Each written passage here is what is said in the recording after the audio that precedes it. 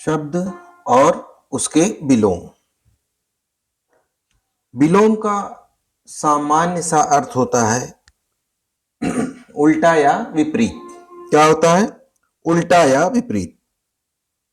तो जो शब्द एक दूसरे के विपरीत अर्थ बताते हैं विलोम शब्द या विपरीतार्थक कहे जाते हैं। ठीक है। अब शब्द जो हैं जिस स्तर के होंगे विलोम भी उसका उसी स्तर का होगा। जैसे अगर शब्द तत्सम है तो विलोम भी तत्सम ही होगा। यदि शब्द तद्भव है तो विलोम तद्भव होगा। और अगर उपसर्ग या प्रत्यय लगाकर शब्द लिए जा रहे हैं तो विलोम भी उपसर्ग या प्रत्यय के आधार पे होगा। अब तत्सम क्या होता है? तत्सम जो मूल संस्कृत का शब्द होता है वो तत्सम होता है, और तद्भव जो संस्कृत से हिंदी में आए हैं विकृत हुए हैं उन्हें तद्भव कहते हैं। उसी तरह से उपसर्ग क्या होता है? जो किसी शब्द के पहले लगाया जाता है, और प्रत्यय क्या होता है? किसी शब्द के बाद लगाया जाता है। तो इतनी चीजें ध्यान में रखते हुए हम लोग क्या करते हैं? विलोम शब्दों के बारे में चिंतन एवं मनन करते हैं। अब जैसे देखिए कुछ शब्दों पर हम विचार करते हैं। जैसे अंत है। अंत, अंत माने क्या होता है? समाप्त होना, खत्म होना। तो अंत का जो विलोम होगा वह होगा क्या? आदि। आदि माने क्या होता है? प्रारंभ होना, शुरू होना ना। तो अंत का विलोम हो जाएगा आदि, या आदि का विलोम हो जाएगा अंत। दूसरा शब्द क्या है? अपेक्षा। अपेक्षा क्या होती है?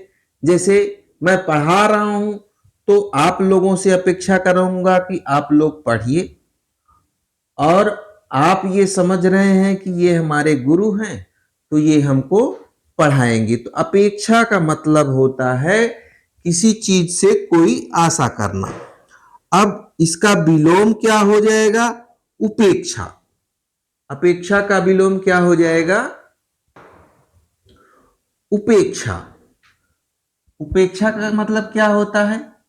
जैसे कि आप लोग पढ़ने आए हैं और मैं आपको ना पढ़ाऊं, उपेक्षा करूं, जाओ यार मन नहीं है। हाँ, अपेक्षा मतलब किसी चीज की आशा की जाए, और उपेक्षा मतलब घृणा की जाए, ना किया जाए। फिर देखिए इसी तरह से है अधम। अधम माने बुरा होता है, खराब होता है। तो इसका विलोम क्या हो जाएगा? अधम का विलोम हो जाएगा उत्तम। क्या हो जाएगा? उत्तम माने बढ़िया। ठीक है। उसके बाद देखिए अनुरक्त। अनुरक्त का मतलब क्या होता है? जैसे पढ़ाई में आपकी अनुरक्ति है, यानी अनुरक्ति का मतलब मन लगना।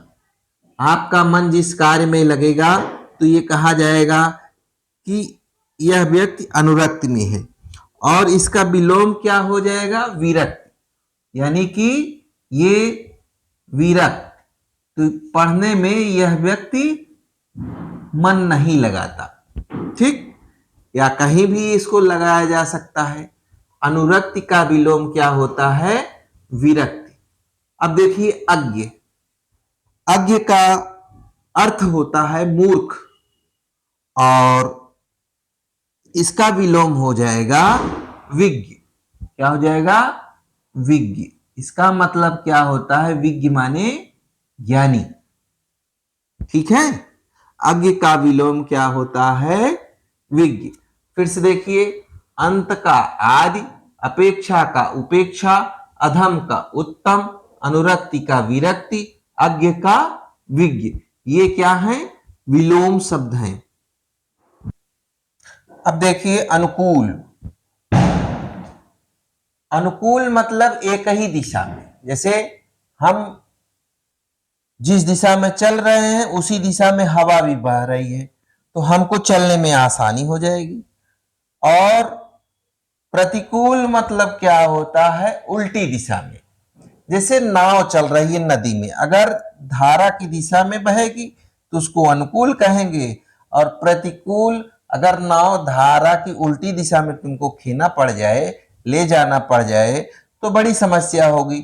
अनुकूल मतलब कि उसी दिशा में, या प्रतिकूल क्या हो गया?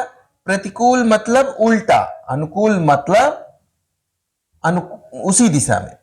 फिर देखिए अत्यधिक, अत्यधिक माने बहुत ज्यादा, और अल्प, अल्प माने थोड़ा। तो अत्यधिक का विलोम क्या होगा? अल्प। ये चीजें हमको याद करनी पड़ेगी, ठीक है। अत्यधिक का विलोम होगा अल्प। अनुग्रह, अनुग्रह का विलोम क्या हो जाएगा? विग्रह। इसी तरह से आगमन, आगमन का विलोम क्या हो जाएगा? प्रस्थान, ठीक है। प्रस्थान माने जाना, आगमन माने आना। तो ये अत्यंत महत्वपूर्ण है, इसको बार बार ध्यान दीजिए, ठीक है। अब देखिए आलस्य, आलस्य का विलोम क्या हो जाएगा? आलस्य मतलब जिसका काम करने में मन न लगे, तो आलस्य का विलोम क्या हो जाएगा? उद्यम, ठीक है। आलस्य का विलोम हो जाएगा उद्यम। दूसरा क्या है? आहार, आहार का विलोम क्या हो जाएगा? ये हो जाएगा अनाहार। क्या हो जाएगा?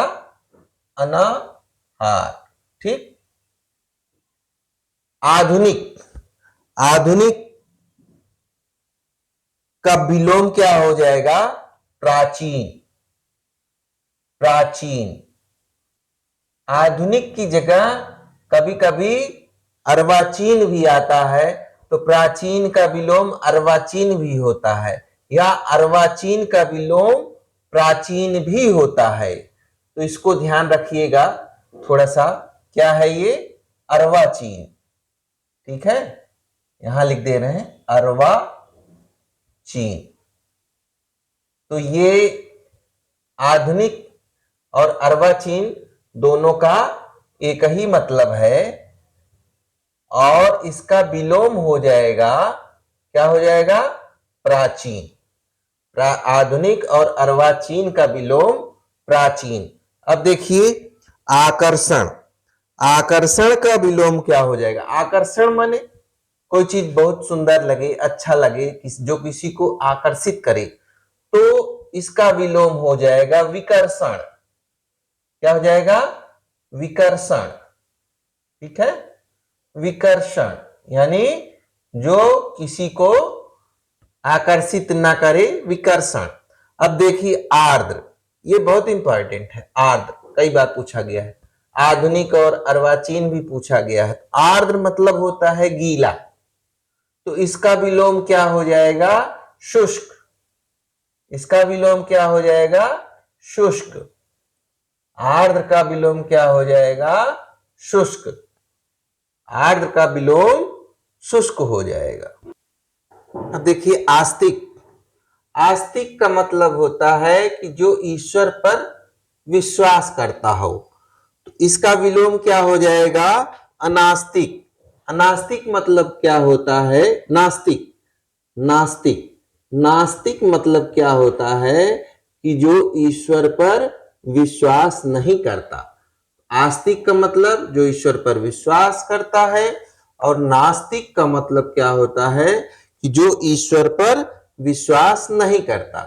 अगला शब्द है आवृष्टि।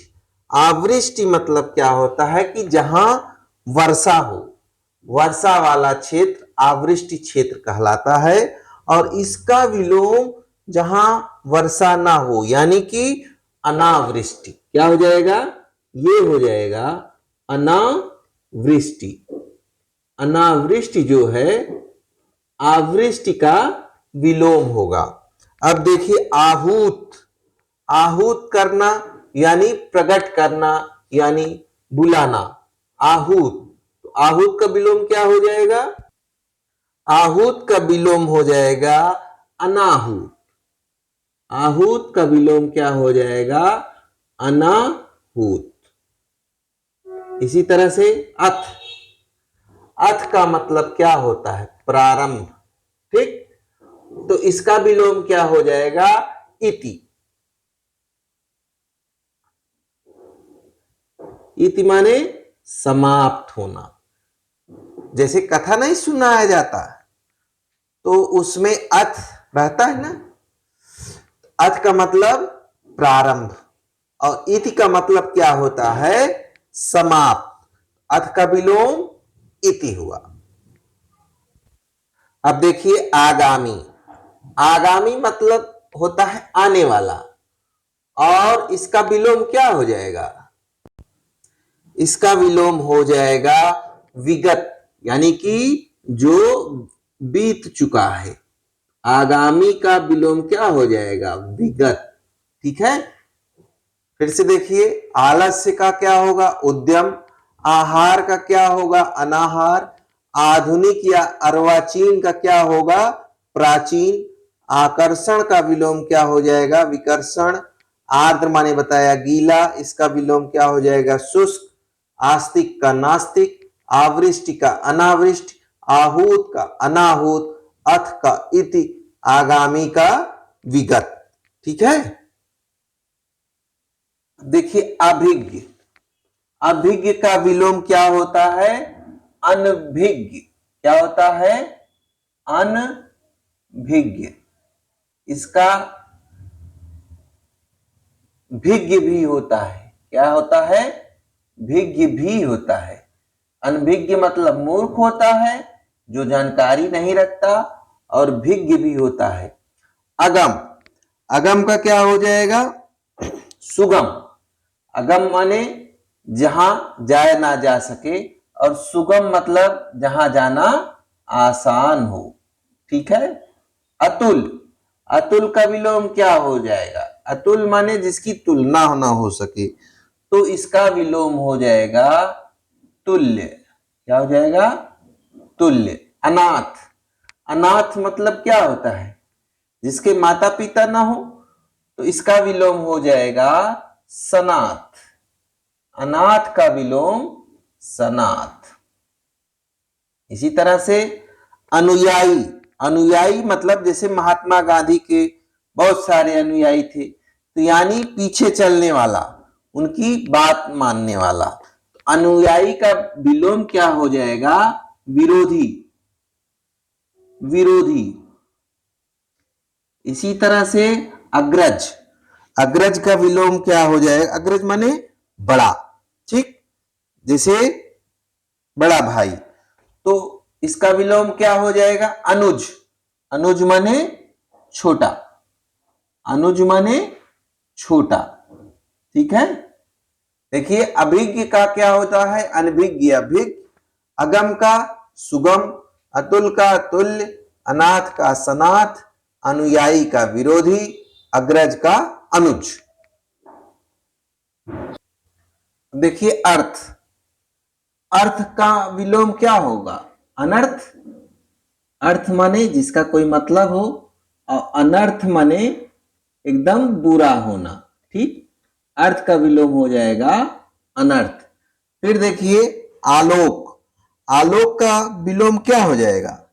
आलोक माने प्रकाश होता है, तो इसका विलोम हो जाएगा तिमिर। क्या होगा? तिमिर। तिमिर का मतलब क्या होता है? अंधकार। आलोक का तिमिर। अपराह्न। अपराह्न का क्या होता है? दोपहर। तो इसका मतलब, इसका विलोम क्या हो जाएगा? पूर्वाह्न। ठीक, इंपॉर्टेंट है पूर्वाह्न।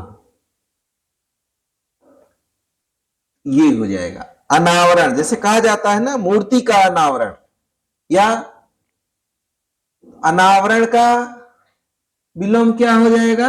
आवरण। जैसे उद्घाटन में रहता है ना आवरण, यानी कोई मूर्ति बना दी गई, फिर उसको ढक दिया जाता है। जब कोई बड़े पदधारी आते हैं तो उसको, उसका अनावरण करते हैं, यानी उसको फिर उसका उद्घाटन किया जाता है। अनावरण का मतलब कि बिना आवरण के, और आवरण मतलब उसका ढका जाना।